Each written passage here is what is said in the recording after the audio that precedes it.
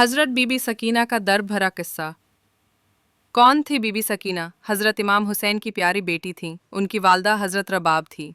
बीबी सकीना सिर्फ 4 या 5 साल की थीं जब करबला का वाक़या पेश आया।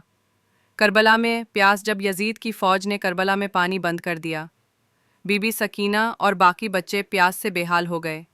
बीबी सकीना ने बाबा इमाम हुसैन से कहा, बाबा मुझे बहुत प्यास लगी है, पानी दे दें। इमाम हुसैन ने बेटी के सर पर हाथ फेरा और कहा, बेटी सब्र करो, अल्लाह हमें जन्नत में सब कुछ देगा।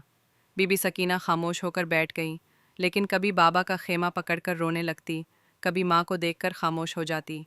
आशूर के दिन जब सब शहीद हो गए, बीबी सकीना अपने बाबा की तलाश में खेमे से बाहर निकली।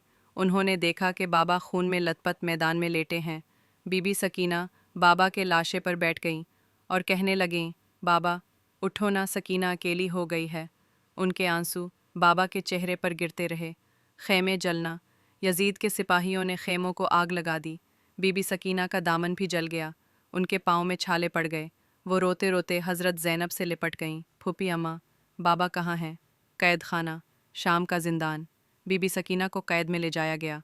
वो रातों को रोती रहती थी और अपने बाबा को याद करती रहती थी।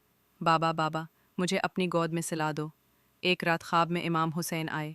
बीबी सकीना मुस्कुराकर बोली, बाबा आप आ गए, मुझे पानी दे बाबा।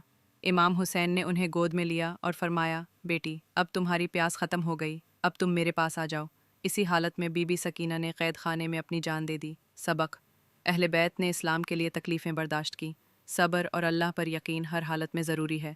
बीबी सकीना का इश्क और मोहब्बत अपने बाबा से हमें सिखाती है कि मुश्किलात में अल्लाह से ताल्लुक़ कमज़ोर नहीं करना चाहिए। हमें अहले बैत से मोहब्बत रखनी चाहिए।